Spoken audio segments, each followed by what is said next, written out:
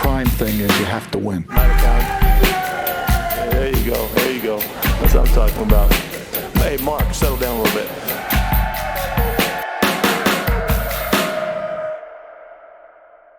All right, welcome back to another episode of the Just Win podcast. I'm Ted Nguyen. That's my co-host, Marshall Newhouse.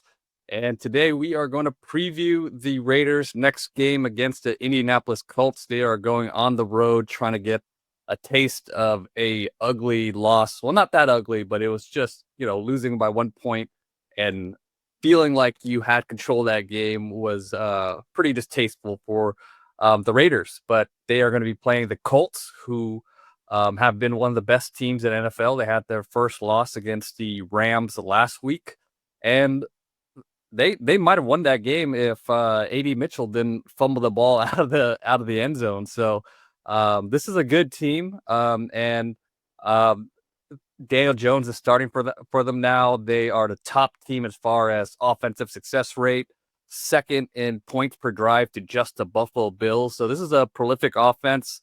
Big challenge for the Raiders coming in. What do you think, Marshall? Yeah, this is just this feels like a game that, because of the Raiders have given away a couple here. I mean, that last game was a giveaway. We can call it what it is. You put yourself in a position to kick a game-winning field goal, regardless of how you got there, and then get it blocked. So yeah, an embarrassing, kind of a heartbreaking way to lose. So it's just a get right moment, because despite being 1-3, the season is not lost. You're playing good defensive football at times. You're playing good offensive football at times. You need guys to be more consistent. You need units to be more consistent. So give yourself a chance to really beat the better teams in the league. And you got some of those coming up, some of them on the schedule, as in this week and then beyond. But I still believe winnable games. I don't treat pros like they're, group of 5 college teams going up against the SEC, where you might not feel like they have a chance. Like every weekend, you have players that can really change the game for you, but guys have to show up. The scheme obviously has to be right, but guys got to prepare and then execute. And we've seen a lack of execution, primarily consistent execution from Geno Smith, consistent execution from certain units on the defense. But when they can put it together, this team can win. So looking forward to them, hoping getting off the losing kind of track of things. They're going to Indianapolis. It's a fast track indoors against Seattle, like you mentioned, a hot team, a team that's playing really well. But I think a team that we feel like, led by Daniel Jones, because he is their quarterback, and because we have a general feeling for his aptitude to, his ceiling, if you will. There's going to be moments there, but like you said, Jonathan Taylor's leading the league in rushing. He's a tremendous back. Their offensive line unit is playing really well. And we'll talk about their defenses giving teams fits. So Raiders have a tough task in front of them. Injury bug biting them with Colton Miller after they kind of get their running game going. But some guys back this week. We'll see who can contribute, who's ready to go. Yeah. Just a quick injury update before we get into the game. Eric Stokes, who left the game with a sprained knee, did practice, so that's a good sign that he's likely going to play in this game. Michael Mayer, who missed the last game with a concussion, practiced today. Never know how those things are going to go, but looks like he's on track to clear concussion protocol. But bad news with Colton Miller, learning that not just he had a high ankle sprain, he had a hairline fracture as well. So that's probably going to take him out a minimum of 4 weeks. He's on IR, realistically, probably 6 to 8 weeks. So we'll see how that goes, but it's a big blow to the Raiders offensive line that just put together their best game of the season. So it's going to be Stone Forsythe starting for the Raiders. I think I might have mispronounced his last name, but he's played for Pete before for 3 years, I believe, in Seattle. So Pete trusts him. The stats and some of the underlying metrics don't look good for him. But we'll talk more about that in a second. So just real quick, Pete did talk today, and he said he was very happy about Jackson Powers Johnson, his start, liked his performance, and But the funny part was he ended it with, he's gonna start again for us. Like, it's just like ongoing thing. Like, he has to keep proving himself as a player to continue getting starts. I don't understand the rhetorical game he's playing with Jackson Powers Johnson. Listen, if you can believe that he's a better center than guard, whatever, I think he's a big game-changing guard. I think outside of the mental aspect, a guard has a little bit more impact than the center because guys are lined up going the right way. I think a really good guard gives you a little bit more options on as an offensive unit, and we saw him just flying around. I mean, pinballing against people, but just using power, aggressiveness, even on a couple of the interceptions threw that he made the tackle on the interception. So just that level of This one hits someone. yeah, and he has a little bit of that Richie Incognito to him, where he's just trying to be a bully. And this team needs that. This offensive line unit needs that, and they need it at guard. And I don't understand there's got to be something internal that we just don't know about why.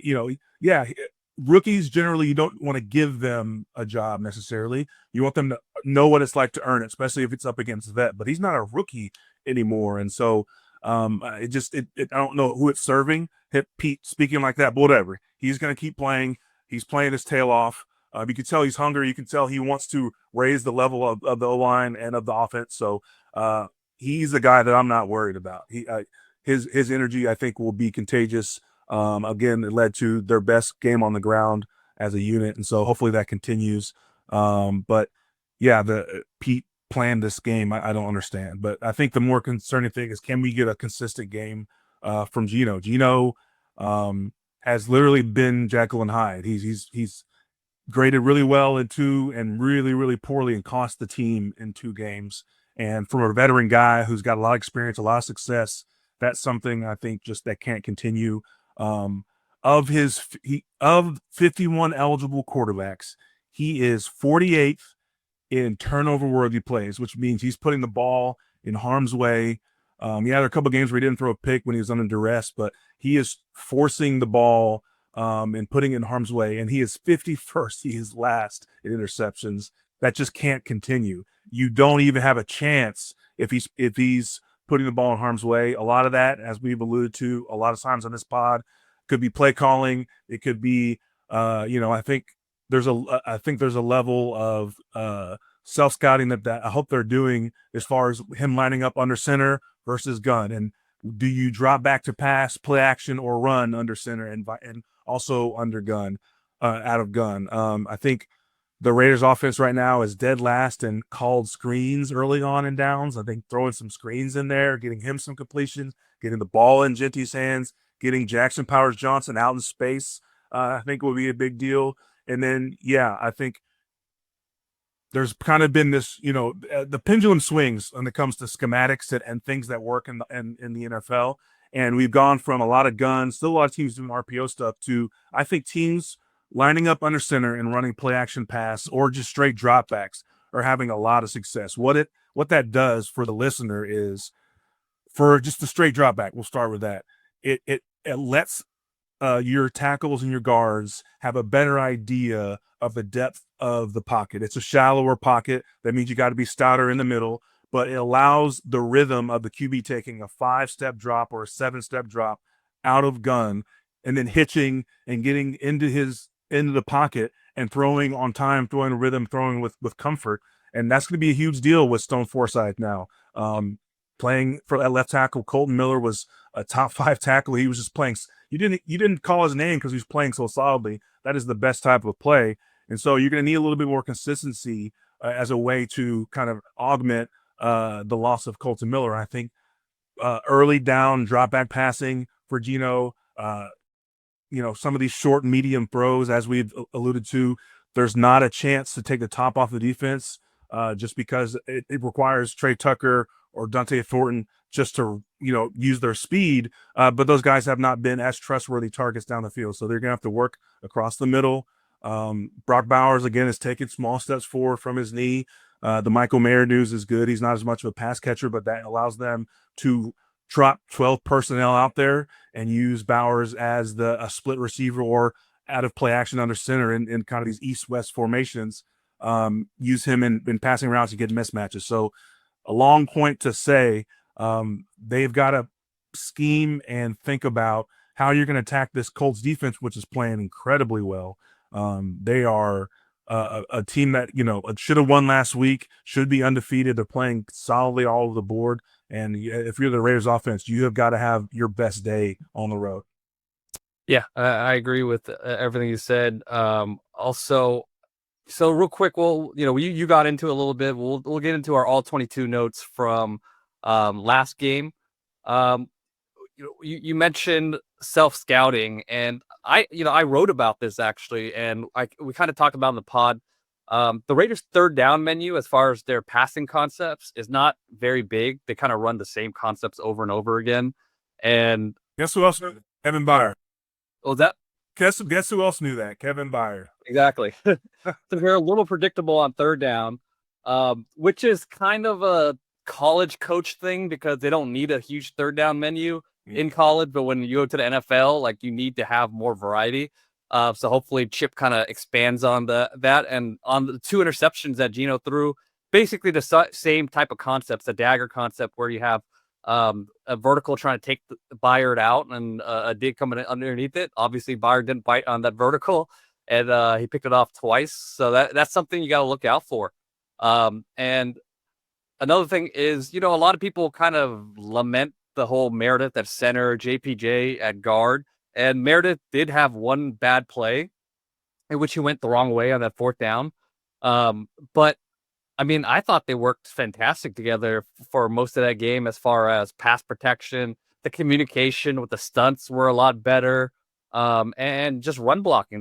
Those two guys were moving people. Did you think? I think this could work. I mean, and did you notice any bad snaps on it or any of those things too? The bad snaps from Meredith have kind of been ironed out. It feels like he's getting more comfortable, and I think I agree with Pete Carroll on the idea of getting guys continuity and consistency in one position. Like, this is not a criticism of him playing JPJ guard. It's just him, making it seem as if it's an open competition, continuing for no reason. But yeah, he and Meredith played really well together. A lot of the combo blocks were working. They ran some pitches, some tosses. The guys were athletic enough to get on the edge. I think you got to incorporate more of that, especially as Genty's getting comfortable. He can run all the runs. He can do a lot out of the backfield. He's so dynamic that, as we started the season saying the offense runs around what Bowers does, whether he's a decoy or not. This offense can also run on Genty in the run and pass game, and using him in multiple ways. The 64-yard touchdown was just a zone concept. They ran a little motion jet to have a man trailer to kind of catch the eyes of the defense. And then they ran a toss play off the same kind of jet motion the opposite way. He can run we called it traps or tackle pulls that we don't think that they can be doing against certain defenses, but they have a variety of things they can do with him, and I imagine they're going to keep incorporating him. But yeah, having JPJ consistently getting reps and snaps with Meredith, he just seems like he's wired up. Both of them, it feels like they're energized, and I just want that to continue. But that's got to lead to also continued protection for Geno, and people are going to light Geno up because under pressure, he's putting the ball in harm's way, and that means communication from the center. That means calling out stunts from the guard position and the tackle position. So I expect them to continue to get better as they stay in position. Yeah, and man, that outside zone, when it works, it's beautiful. And they had so many good reps of outside zone, and Genty did such a good job of pacing himself, accelerating through a hole, cutting back, making his reads. Such a nice zone back when you can block it right. So it's just a small little glimpse of what he can be in a great outside zone offense. So hopefully they continue that. Another thing I wanted to ask you about was, you mentioned DJ Glaze felt like he was kind of floating back there, but I felt like he had a stronger base in this game, and he was able to handle some of the bull rushes from Montez Sweat, who's a really good bull rusher, pretty well. Did you see some improvement from him? Yeah, I felt like we call it getting to your spot. I felt like it got to the spot. That means wherever you think or believe the quarterback is going to set up to throw, you're taking the inside leverage, kind of like a 1/4, 3/4, if you will, inside leverage on that spot. You're getting there as quickly as possible and setting up your base. You're still staying active with your feet in your hands, but you're getting to your spot, and your play strength is there. And so he was taking on Montez Sweat with a lot more strength. It didn't feel like he was kind of like unengaged from a physical standpoint, and he was using his. He's a big guy, he's an athletic guy, and it felt like he was more in control of his set. So I hope he continues to play well and improve, because now the pressure is going to be on. Because in obvious passing downs, which are inevitable sometimes, moving forward for the next at least probably 8 weeks, who are you going to be able to send help to? Chip Kelly already doesn't like to help his tackles. But now with Stone Forsythe at left tackle and DJ Glaze is still a young guy proving himself at right tackle, who's going to get the help? It can't be one guy all the time. And so sometimes you're going to be on an island. And this week specifically, Leatu Latu is a really good all-around pass rusher.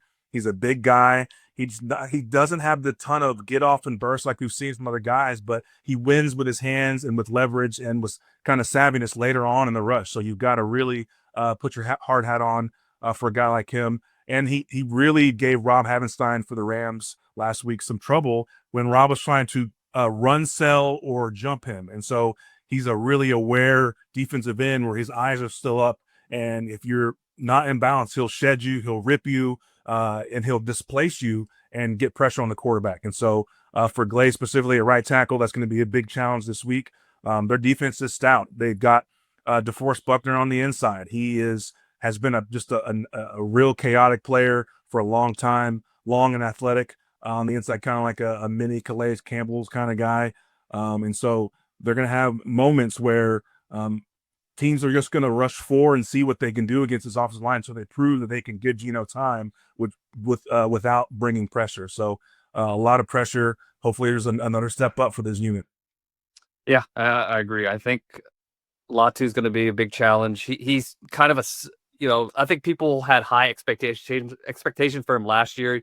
Didn't quite live up to it, but it looks like this year he's starting to really take a step into that tier of pass rusher that people thought he was going to be. I don't know if he'll ever be the elite, but he's going to be a very, very good pass rusher, and it's going to be a challenge for DeForest Buckner.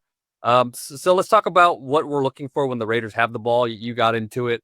This is a very good defensive line with DeForest Buckner inside. He's going to be tough for Parham to handle. I'm sure they're going to try to line him up against Parham's side and let him kind of go to work on that side.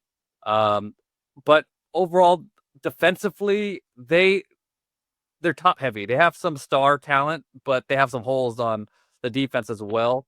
And just watching this Rams offense, I think this Rams offense should be the blueprint for what the Raiders want to look like on offense as far as outside zone.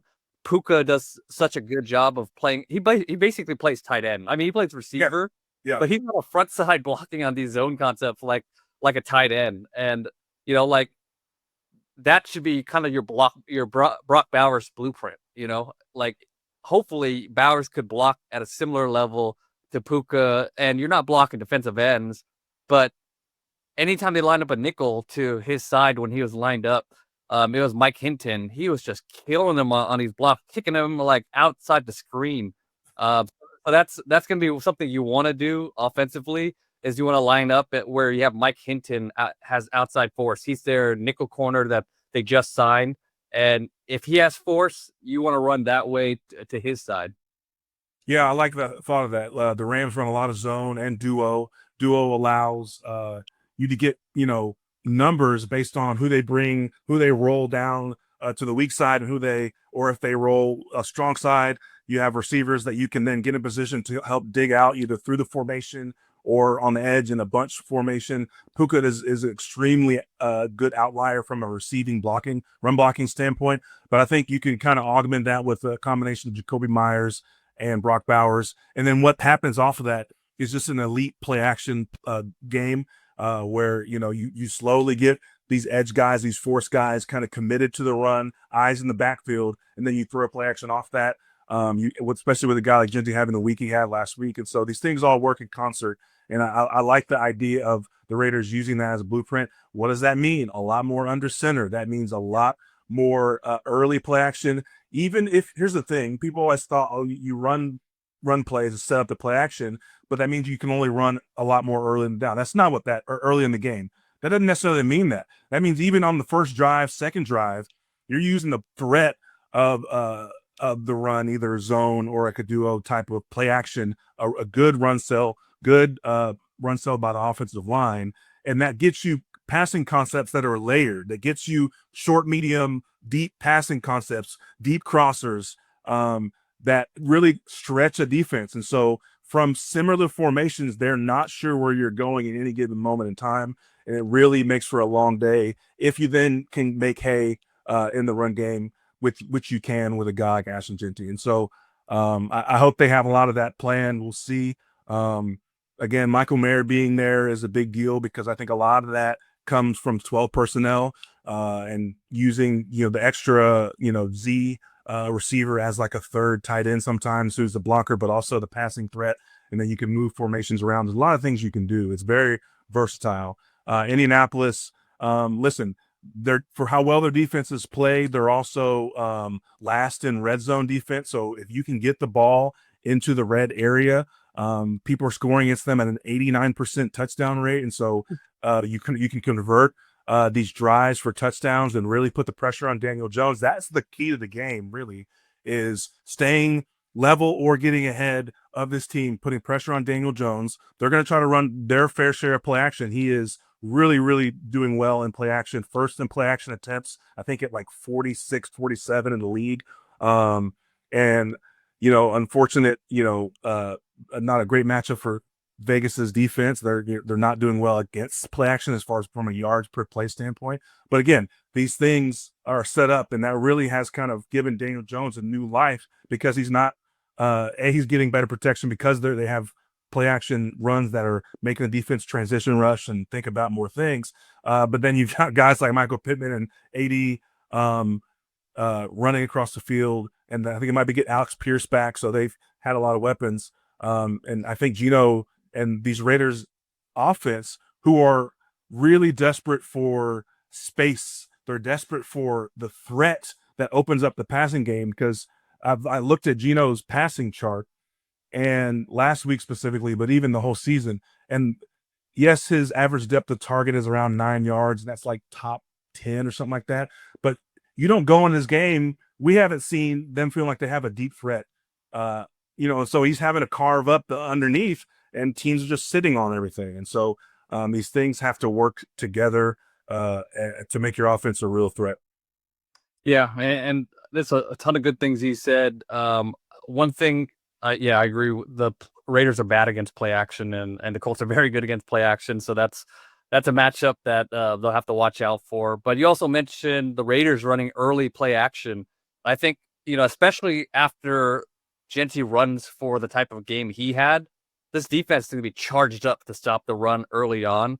So having some early play action where you take advantage of that aggression would be, I think it would be a good thing to have in the game plan, and could create some explosive plays.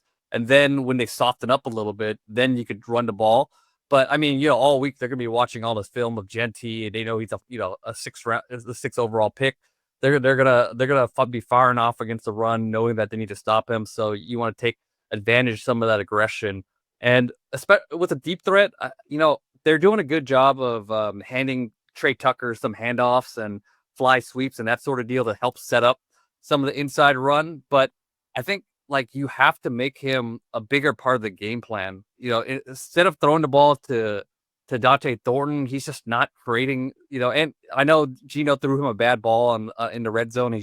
But that's a ball that should be caught. I feel like they need to put Trey Tucker in those positions to where he's either the first or second read, because he's your second best receiver in my eyes after Jacoby, and he's an explosive threat. So to me, I think they need to make Tucker a bigger part of the game plan, especially going against Xavier Howard, who they just signed, and he's just not a good corner at this point in his career. Right. So if they could match him up, especially in man coverage, go after Xavier Howard.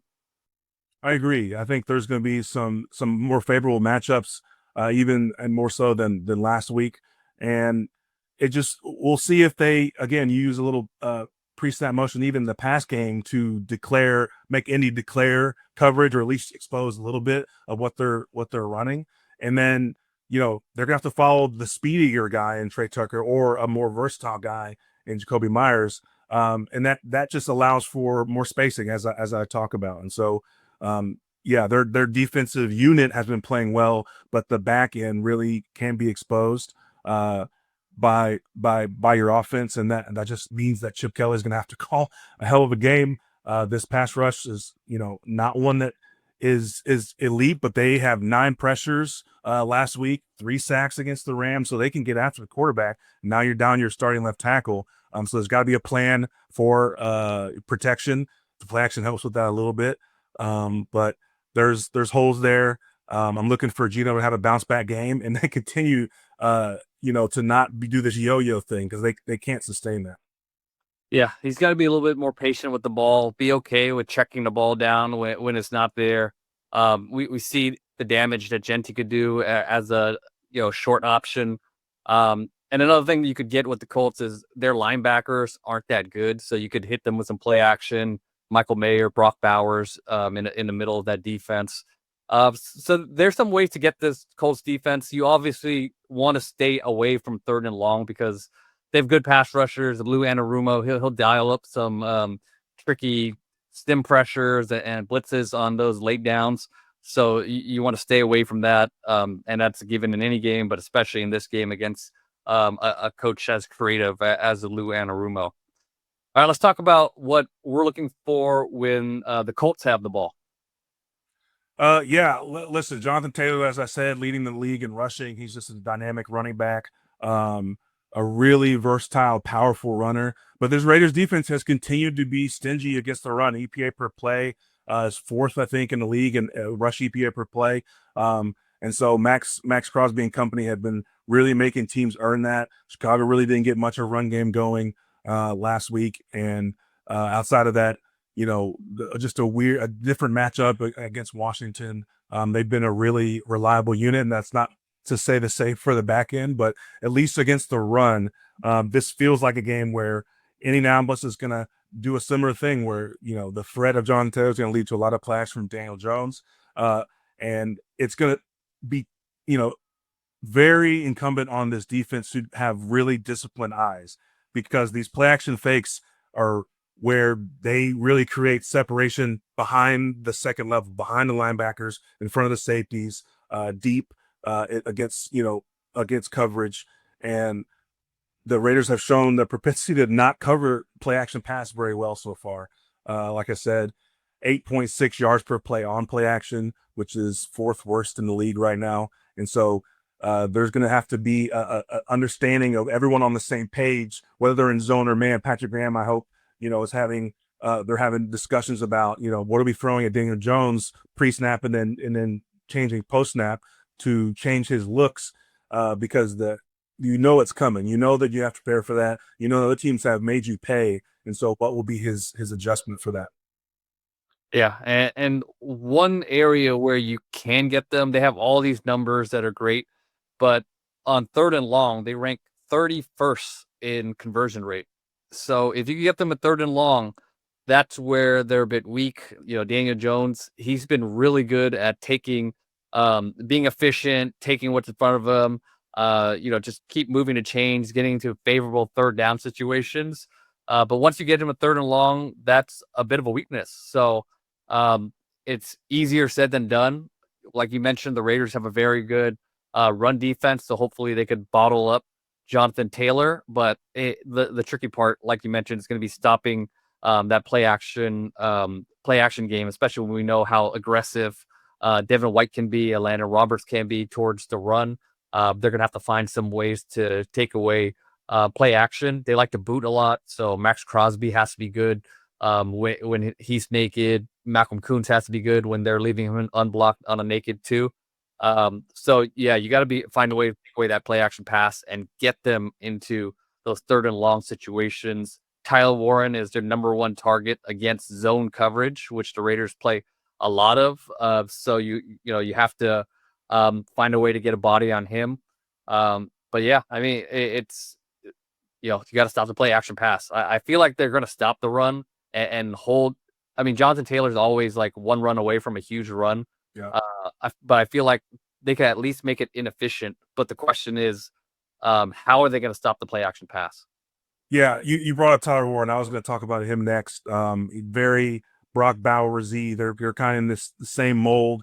These really dynamic pass catching tight ends, but just enough of a threat as blockers that you have to respect. The personnel groupings of when they're in, but they'll use it in wildcat and short yard situations. But use him as kind of an up back H as a lead blocker, or just as someone who can be part of a pass combination off play action. And so he's a guy they really get incorporated. And he's shown a really savvy knack for getting open in these zones. And so Daniel Jones will definitely be looking for him. He's a big guy, a big target. So we'll see how they match up, if they bracket him, if they have one guy who's kind of has eyes on him at all times. Are they going to get a piece of him? Is Max going to, like, every time he sees him, hey, am I getting a chunk of Tyler Warren? Is that type of guy? Just to slow down the timing of his releases off the line of scrimmage. So we'll see what kind of plan Patrick Graham has for such a dynamic tight end. Yeah, and there's gonna be times where I think they have to get out of their comfort zone and play a little bit more man coverage than they have. Just because, like, Daniel Jones does not have a good deep ball. Like, the deep balls he has completed this year have been really like underthrown deep balls where Luck has just been like one-on-one prayer balls, and he got picked last week, and then the one to A.D. Mitchell that it was just like my guy versus his, and A.D. Mitchell came down with it, but they were by no means precise gimme balls, deep balls. You're right. Yeah, so the Raiders don't play a lot of man, but that's something that they might want to get into at some points in this game and force Daniel Jones to beat you deep. And if he does, and he throws one of those lollipops up there, and Yeah.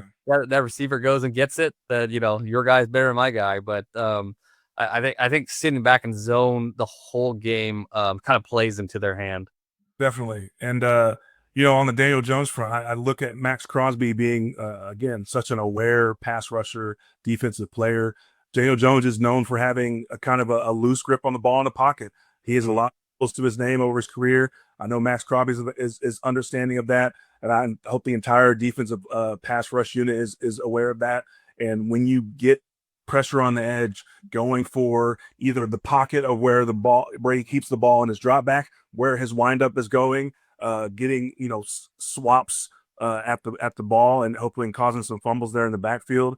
Daniel Jones can scramble as well. He's got some mobility, but again, keeping him contained and going for that ball security that he has shown a propensity to kind of give up there in the pocket. So this defensive team has, I think, despite the offense's up and down, has given them mostly chances to get back in the game. You can see Max Crosby trying to will his team back in the game from the tip pick last week, and just some of the timely times that he slants inside, kind of, we call it a B right. It's a B right where sometimes you're not covered by a linebacker behind you or another D lineman in your gap. So if you're not right, then this might be an explosive play, but he understands that. And it looks like he's being held by two people because he's splitting the gap and making a tackle for loss, or making changing the course of the running back. And he does that so often, it really messes with the offense's game plan. So the Colts, who are going to try to run the ball, understand that. And then that applies on the back end of the boots. It's just it's a gamble running a naked or a boot to Max Crosby's side, because he'll take a chance. He'll read mannerisms really, really well. He'll read the mesh point really, really well. And he'll be on the quarterback so fast, or he understands that's might be a tackle for loss if I see the handoff and I jet down the line really quickly. So he is just elite at that. And the Colts are going to have, I think, some slices come at him, tight end from the other side, trying to throw at his knees. Just some plays where they try to make Max a non-factor, but he's so good at getting involved. We'll see this game also. The Colts have a really solid O-line. If he's going to move around the line, if they get in some obvious pass situations, kind of mix things up a little bit. So a lot of chances for matchup problems for this Raiders defense that's just kind of holding water right now. Hasn't been perfect, but it's holding water, hoping this offense can show up and give them a chance to win. Yeah, I agree. What what are some matchups that? Well, let's get into matchups. Like, what matchup are you looking for in this game? Yeah, I think most notably just because of Colton Miller's absence, it's Kwity Paye and Laiatu Latu against Glaze and Stone Forsyth on the edge, both run and pass. We got to see how these guys hold up, what kind of movement they'll get in the run game. Again, to continue Genty's really hot resurgence from last week, and then what kind of protection Gino's going to get, because we've seen last week he had a pretty clean pocket. Even with that, didn't make some great decisions, but that's only going to get worse if he's under pressure. And so those two guys are going to have a heavy lift. We'll see what kind of running back or tight end Chip Kelly involves. It's not a big thing for him, but that matchup will be crucial because eventually you're going to have to block those guys one-on-one. Yeah, that's a good one. Obviously, I mean, you control those defensive ends, and you have a chance to win this game in the run game and in the pass game. My matchup I'll watch out for, and I'm gonna take a big gamble on my fantasy football team this week. I'm gonna start Trey Tucker this week because I think a matchup to watch out for is Trey Tucker against Xavier Howard. The Colts move around their corners a little bit, so I expect Bynum, their best corner, to be Jacoby Myers, but you're gonna have some one-on-one matchups with Trey Tucker against Xavier Howard, and you have to take advantage of that. I just don't think there's any way that he runs with Trey Tucker. So I hope in the game plan there'll be 3 or 4 shot type of plays to take advantage of the matchup. You could tell the Rams definitely were very intentional in trying to match up against Howard. So yeah, I think this could be a big Trey Tucker game, or it could, if he does get some of those explosive plays, it could tilt the game. So I'm watch out for that one. I like it. All right, let's talk about X factors. Who's your X factor for this game? I think a guy who hadn't been talked about a lot, who the Raiders got late out of camp, Thomas Booker, has been playing really solid football inside. He's going against Quentin Nelson, a guy who's got, I think, is a really, really good guard, but has gotten a level of hype that I don't think has been matched by his play the last couple of years. And so between him and Adam Butler, seeing if there's some room to move on this interior, and again with Max Crosby disrupting this run game, disrupting this play action pass that we know they're going to come with. Booker's been really solid. I've liked watching his film. I really think the Eagles wish they still had him, and so I think he'll be an X factor against Quentin Nelson and potentially returning guard Matt Goncalves this week. So a guy coming off kind of an injury at guard. We'll see if they take advantage of that. Yeah, Booker has been a lot better than I expected him to be. I thought he'd be really good against the run, but I mean, he has some juice in the pass rush. Like, he has a good get off. So interior pressure could be big against Daniel Jones as well. So I like that. My X factor, Isaiah Palmau. He's been up and down. Definitely, you see the high flashes, but you see some of the lows as well. But I mean, I think he's a guy that in zone coverage, he has to have an eye on Tyler Warren, and he could put some big hits on him in the middle. Maybe that changes the way that he approaches running those seam routes or those in-breaking routes. And when they play man coverage, Palmau is 6'4", so I think he matches up well against Tyler Warren.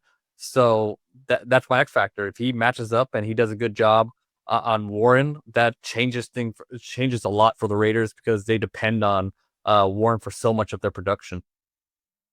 Yeah, I like that. I like that pick. And then obviously the addition of Eric Stokes in that defensive backfield. He's practicing this week. I think will be huge. We'll see how, they're deployed, but between Warren and Pittman, they've got some really big pass catchers that'll really need to be shadowed and kind of, dealt with by the whole group, especially when you're playing zone, but eventually some moments in man as mano and mano, and Palmau and Stokes are really going to have their hands full. Yeah, Pittman is kind of just their dependable receiver that could do a little bit of everything.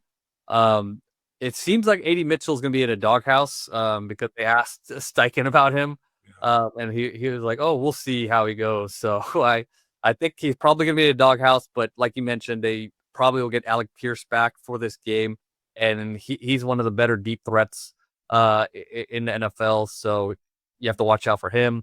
Josh Downs is just a little crafty slot receiver that helps move the chains for them. But against zone defenses, Tyler Warren's their guy. All right, predictions. What is your prediction for this game? I feel like the Raiders are right there on the cusp. And this is a game that, again, against a really good team, a team that's been playing as good as anyone in the league, that's winnable. And they need a bounce back game, a big bounce back game from Geno. I have the Raiders winning 24-23, a really close game. I think the home field advantage for Indy accounts for some noise issues on offense potentially, some momentum swings. But I think Ashton Genty back to his Michael Myers stance, and I think a focus on getting him the ball in a lot of various ways, and this offense doing what they can do best and not trying to be something they're not, gives them a chance to win a close game. Ooh, you know what? I thought you were gonna pick them to lose because I also have them to win. So I mean, trust me, we understand why the Colts are favorites in this game. There's some bad matchups in this game. The Colts have been playing phenomenal, but there's such games as trap games. So maybe they overlook the Raiders a little bit playing at home.